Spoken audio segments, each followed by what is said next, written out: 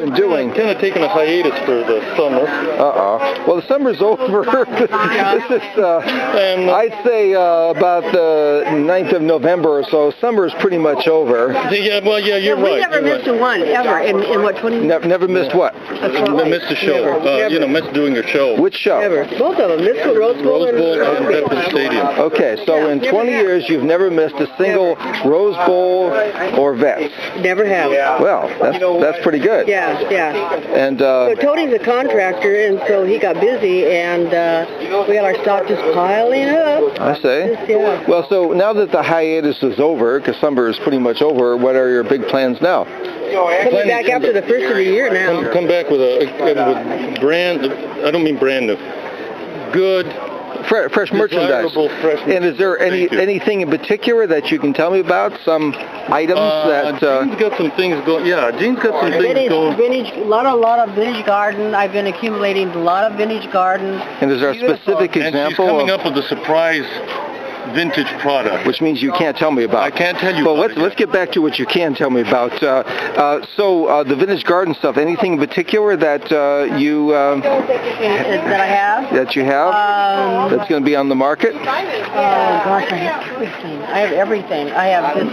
But is there some particular... vintage... yeah, a lot of wrought iron. Vintage chairs.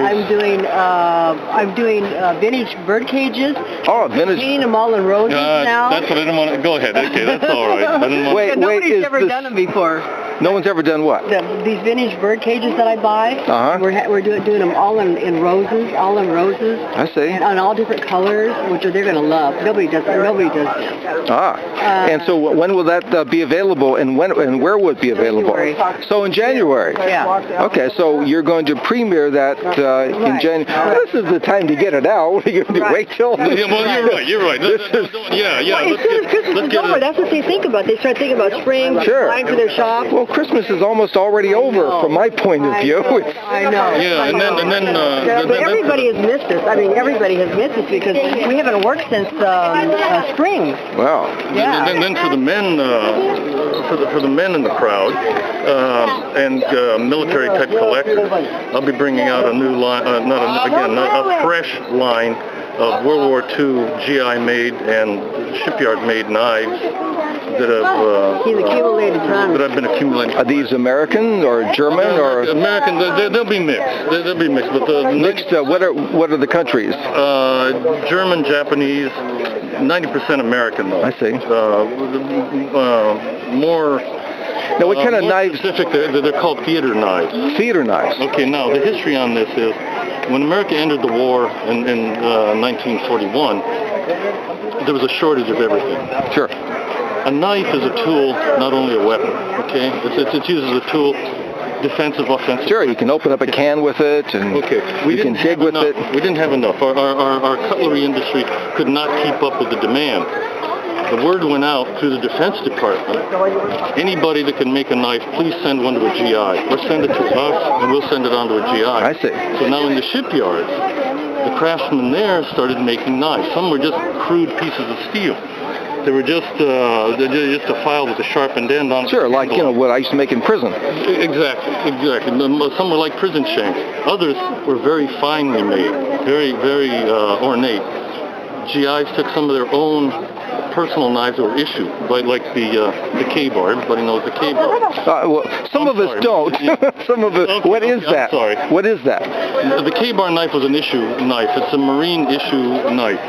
And what makes it distinctive? What does it look like? It has a ringed leather handle, a rather broad blade, about a 6-inch blade, a 6-inch long blade. Has a groove in it. The blade has a groove in it. And what does the groove do? It's commonly referred to as a blood groove, but the proper name is a fuller. And the fuller is literally, although... So this way I could stab someone and the groove would allow the blood to come out? Theoretically, but the real purpose of it is that if the blade is a certain width and has a certain groove in it, put in the proper way, it literally strengthens the blade. Makes it stronger. Makes it stronger. So because it's more flexible. So yeah, the physics. Now you get into I see. Because if it didn't have that, then it'd be more likely to break, and this allows it to bend instead of break. Yeah, if it's stiff, it won't flex. Sure, I see. But just hollowing out part of the blade allows it to flex. I see. Much more. Sure. What's the word? Yeah, it's like a bamboo tree. It can take the wind, where an oak tree is going to fall over. Right. It'll break. Sure. You can use it for more diversified uses. So now you're going to bring this stuff out when? That'll be in January. In January. So you're going to have the beautiful rose-covered bird cages, and you're going to have the stuff for the men. Correct. Okay. He's got piles of it. He's been accumulating. Well, where have you been accumulating this stuff? How have you been acquiring this stuff? Through private collections, through sales, estate sales. I see. Private parties. So, what is your name? Tony. Tony what? Palumbo. Palombo. And Jean Palumbo. Okay. And well, why don't you tell me your phone number? Here. Well, just tell me the phone number. 714. 714. 501. 6847.